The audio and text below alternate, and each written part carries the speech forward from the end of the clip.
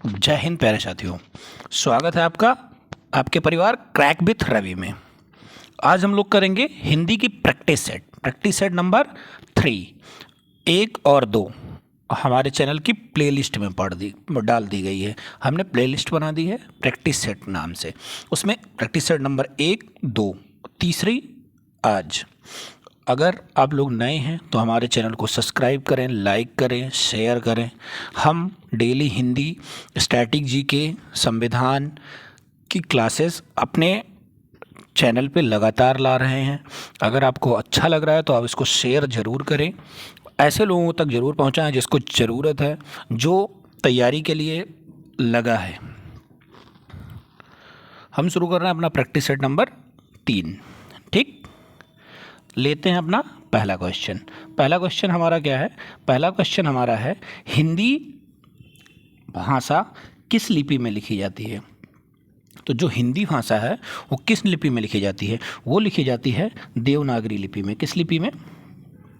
देवनागरी लिपि में। ठीक है, देवनागरी लिपि में। ठीक है, हिंदी की भाषा किस लिपि में लिखी जाती है? हिंदी की भाषा देवनागरी लिपि में लिखी जाती है। इस लिपि को कैसे लिखते हैं? ऐसा क्वेश्चन आ जाता है कि इस लिपि को कैसे लिखते हैं। तो ये लिपि बाएं से दाएं लिखी जाती है। कहाँ से? बाएं से दाएं लिखी जाती है। इसका विकास किससे हुआ है? इसका विकास ब्राह्मी लिपि से हुआ है। किससे हुआ है? इसका विकास ब्राह्मी लिपि से हुआ है। ठीक है, हिंदी की लिपि क्या है? हिंदी की लिपि देवनागरी है। ठीक है, हिंदी की लिपि देवनागरी है। इसको बाएं से दाएं की ओर लिखा जाता है और इसका विकास ब्राह्मी लिपि से हुआ। ठीक, अगला क्वेश्चन हमारा है, हिंदी को राजभाषा का दर्जा कब दिया गया? हिंदी हमारी क्या है? हिंदी हमारी राजभाषा है। क्या है? राजभाषा। ठीक, राष्ट्रभाषा भारत की कोई नहीं है। ठीक, या आधिकारिक भाषा भारत की कोई नहीं है। हिंदी भारत की क्या है? राजभाषा है। इसको राजभाषा कब बनाया गया था?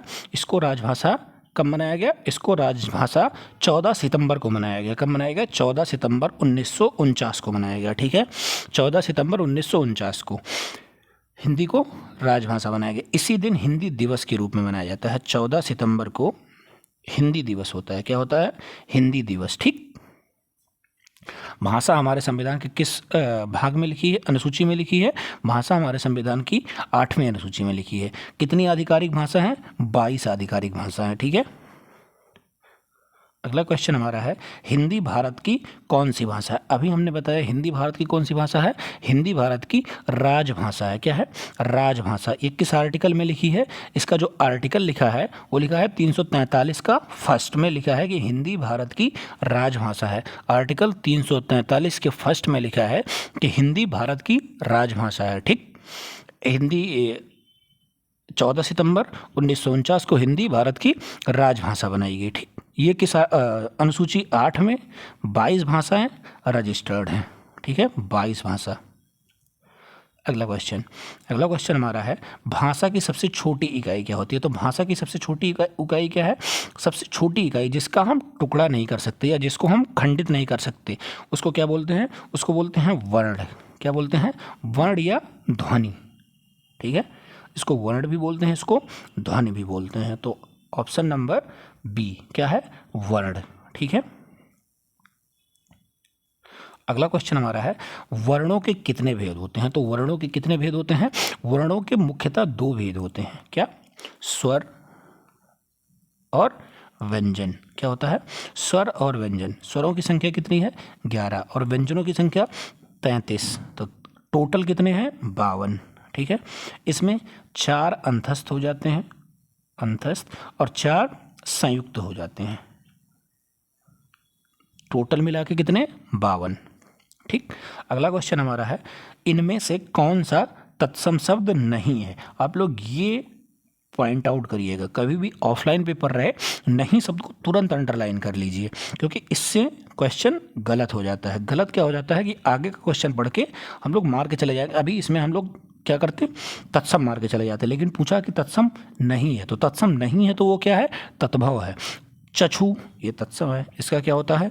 आँख होता है। ठीक है, ऊष्ट ऊँट का होता है, दधी दही का होता है। ठीक है, तो सिंगार क्या लिखा है? सिंगार, ये क्या होता है? तत्भव होता है। क्या होता है? तत्भव होता है। इसका तत्सम क्या होता है? श्रृंगार। ठीक है, क्या होता है? श्रृंगार। ठीक, अगला क्वेश्चन हमारा है तत्भव शब्द बने होते हैं। तो तत्भव शब्द किससे बने होते हैं? तत्भव शब्द जो होते हैं वो संस्कृत में कुछ बदलाव करके लाए जाते हैं। संस्कृत से जो बदल के शब्द आते हैं उनको क्या कहते हैं? उनको बोलते हैं तत्भव शब्द। ठीक है, अगला क्वेश्चन हमारा है क्षण प्रभा। क्षण प्रभा का पर्यायवाची है। तो क्षण प्रभा किसकी पर्यायवाची होती है? जो क्षण भर में आके चली जाए। क्या होती है? क्षण भर में क्या आता है? बिजली आती है। ठीक है, बिजली की हम लोग और पर्यायवाची देख ले रहे हैं। जैसे बिजली की और पर्यायवाची क्या होती है? चपला होती है। क्या होती है? चपला, चंचला, दामिनी, ठीक है, सौदामिनी। ठीक है, ये सब किसके पर्यायवाची होते हैं? बिजली। क्षण प्रभा तो है ही है। अगला क्वेश्चन हमारा है वृषभानुजा। वृषभानुजा किसकी समानार्थी होती है? तो वृषभानुजा किसकी समानार्थी होती है? वृषभानुजा किसको कहा गया है? राधा जी को कहा जाता है। किसको कहा जाता है? राधा जी को कहा जाता है। किसको? राधा जी को। राधा जी को और क्या कहा जाता है? राधा जी को हरिप्रिया भी कहा जाता है। ठीक है, हरिप्रिया भी कहा जाता है, राधिका भी कहा जाता है। ठीक है, तो वृषभानुजा किसकी पर्यायवाची हुई? वृषभानुजा पर्यायवाची हुई राधा जी की। ठीक है, अगला क्वेश्चन नैसर्गिक का विलोम है। तो नैसर्गिक का विलोम क्या होता है? नैसर्गिक का विलोम, नैसर्गिक का समानार्थी क्या होता है? प्राकृतिक। नैसर्गिक का समानार्थी प्राकृतिक होता है। इसका विलोम क्या होगा? इसका विलोम होगा कृत्रिम, जो मानव द्वारा बनाया गया है। नैसर्गिक जो प्राकृत द्वारा बनाया गया है। ठीक है, अगला क्वेश्चन आदि का विलोम। आदि का विलोम क्या होता है? आदि का विलोम होता है अंत। ठीक है, आदि मतलब क्या होता है? सबसे पहले, अंत आखिरी। ठीक है, कर, कर का अर्थ नहीं है, मतलब कर का समानार्थी बताइए कि कर का मतलब क्या क्या होता है? तो कर का मतलब क्या होता है? कर का मतलब हाथ होता है। ठीक है, कर कमलों द्वारा या हाथ। टैक्स, हमने कर दिया मतलब टैक्स दिया।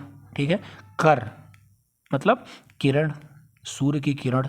ठीक है, और कर मतलब एक और आता है, ये बहुत आता है, सूंड। क्या? सूंड।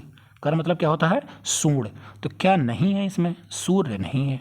हाथ भी है, किरण भी है, टैक्स भी है। ठीक है, क्या नहीं है? सूर्य नहीं है। अगला क्वेश्चन हमारा कलभ। कलभ किसको बोलते हैं? कलभ क्या होता है? कलभ बोलते हैं, ये हाथी के बच्चे को क्या बोलते हैं?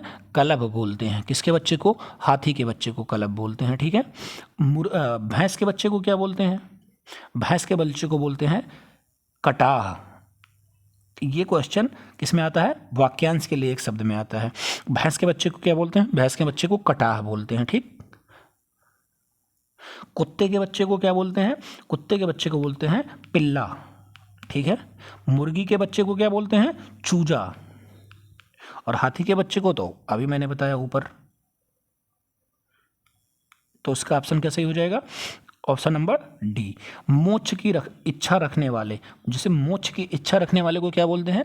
जो मोक्ष की इच्छा रखता है उसको बोलते हैं मुमुक्षु। क्या बोलते हैं? मुमुक्षु।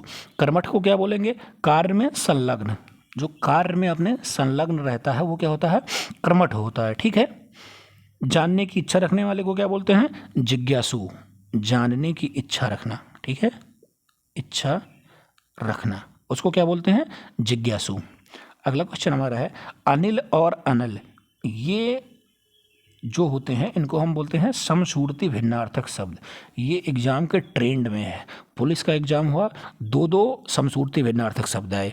यूपी पुलिस री एग्जाम जो हो उसमें दो दो समश्रुति भिन्नार्थक शब्द आए। एक ही पेपर में दो दो है, मतलब 2 नंबर फ्री के, 2 नहीं 4, 2 क्वेश्चन मतलब 4 नंबर।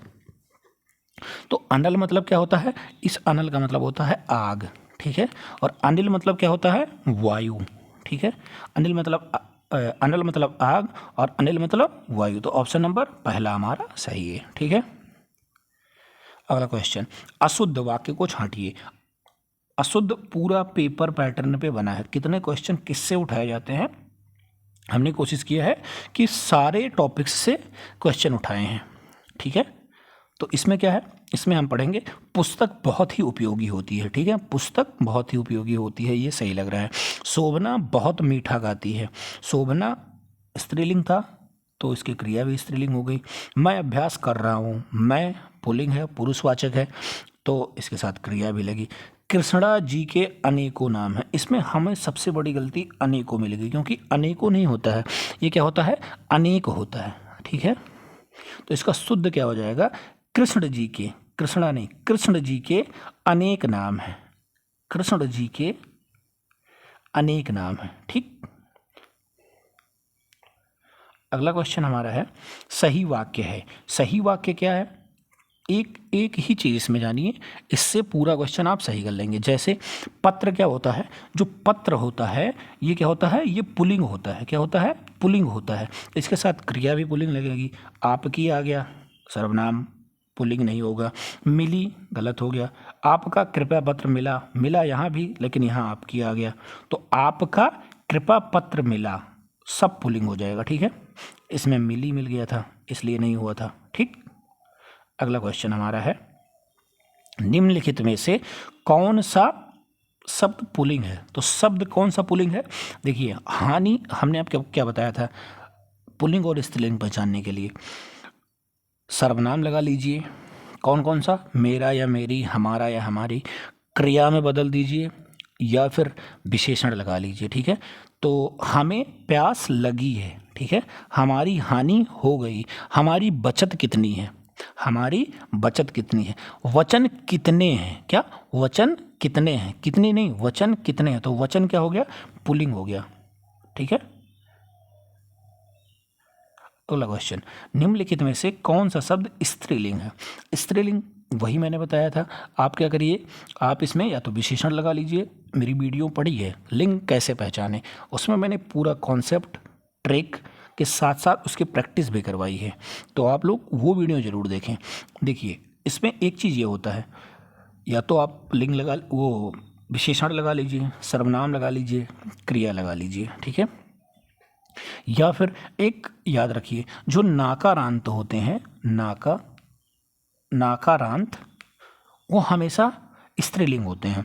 नाकारांत क्या होता है, ना के साथ अकारांत, मतलब आ की मात्रा आ जाए, ये किसी के भी अंत में होंगे तो ये क्या होंगे, स्त्रीलिंग हो गए। जैसे ये रचना अच्छी है, क्या ये रचना अच्छी है, स्त्रीलिंग हो गया। ठीक है, अगला क्वेश्चन क्या है, ने कारक विभक्ति का चिन्ह क्या होता है। तो ने कारक विभक्ति का चिन्ह, अब कारक कितने होते हैं, कारक 8 होते हैं। कौन, कर्ता, कर्म, करण, कर्ता, कर्म, करण, संप्रदान और अपादान।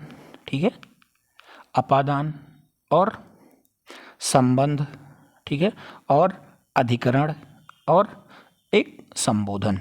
ठीक है, इन सब की विभक्ति, कर्ता की विभक्ति क्या होती है, कर्ता की विभक्ति, कर्ता ने कर्म को करण से, ठीक है, कर्ता ने कर्म को करण से, संप्रदान को के लिए, क्या संप्रदान को के लिए, ठीक है, अपादान से अलग, से जो अलग का भाव दे, जैसे पेड़ से पत्ते गिरते हैं, अलग का भाव हुआ।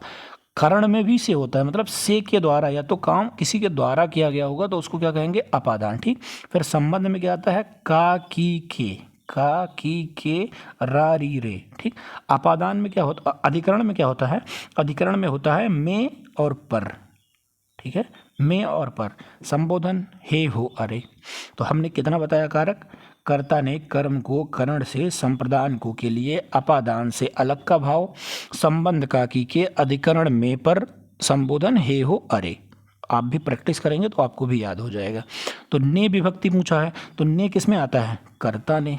ठीक है, अगला क्वेश्चन हमारा है संज्ञा का भेद नहीं है। तो संज्ञा के कितने भेद होते हैं, संज्ञा के 5 भेद होते हैं। कितने भेद होते हैं, 5 भेद। व्यक्तिवाचक संज्ञा, जातिवाचक संज्ञा, भाववाचक संज्ञा, एक क्या होता है, समूहवाचक संज्ञा, ठीक है, और एक द्रव्यवाचक संज्ञा। कितने होते हैं, व्यक्तिवाचक, जातिवाचक, भाववाचक, समूहवाचक और द्रव्यवाचक। तो क्या नहीं होता है, ये नहीं होता है निजवाचक।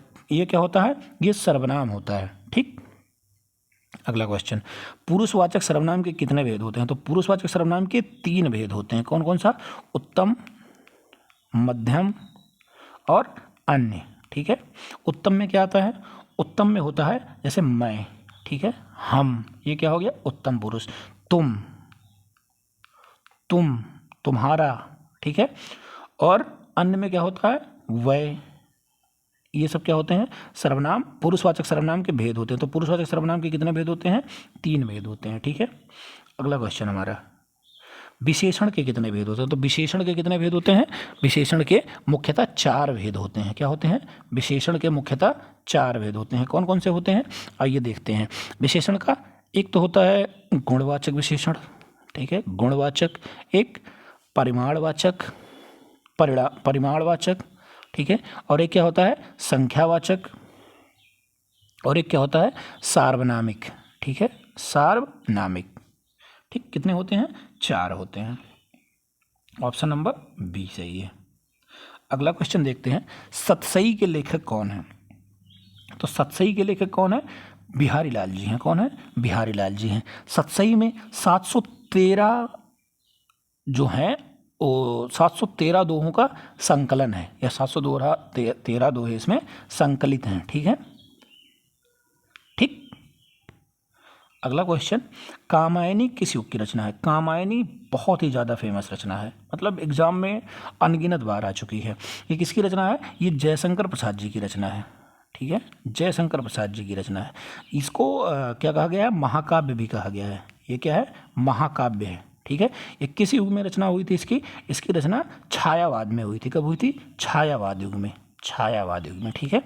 इसमें कितने सर्ग हैं, इसमें अभी एग्ज़ाम थोड़ा डीप घुसने लगता है। जब आप बड़े एग्जाम में बैठेंगे तो अब आपसे पूछेगा कि इसमें कितने सर्ग हैं, कामायनी में कितने सर्ग हैं। तो कामायनी में 15 सर्ग हैं, ठीक है। इसका पहला सर्ग जो है, पहला सर्ग और अंतिम सर्ग, पहला सर्ग क्या है, चिंता, चिंता इसका पहला सर्ग है, और अंतिम सर्ग इसका क्या है, आनंद, क्या है, आनंद, ठीक है।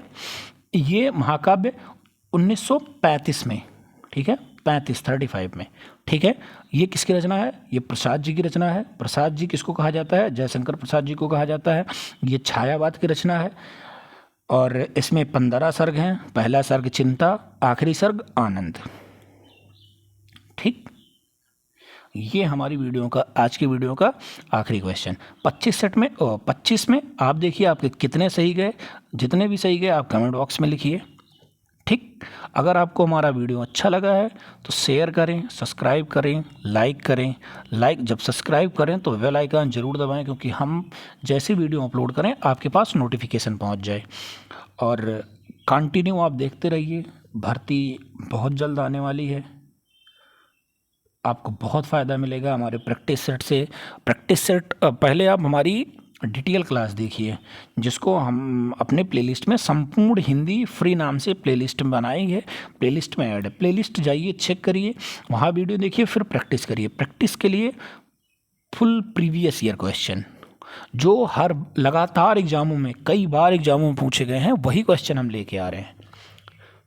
तो फिर आज की वीडियो में इतना ही। बहुत बहुत धन्यवाद आपका। जय हिंद।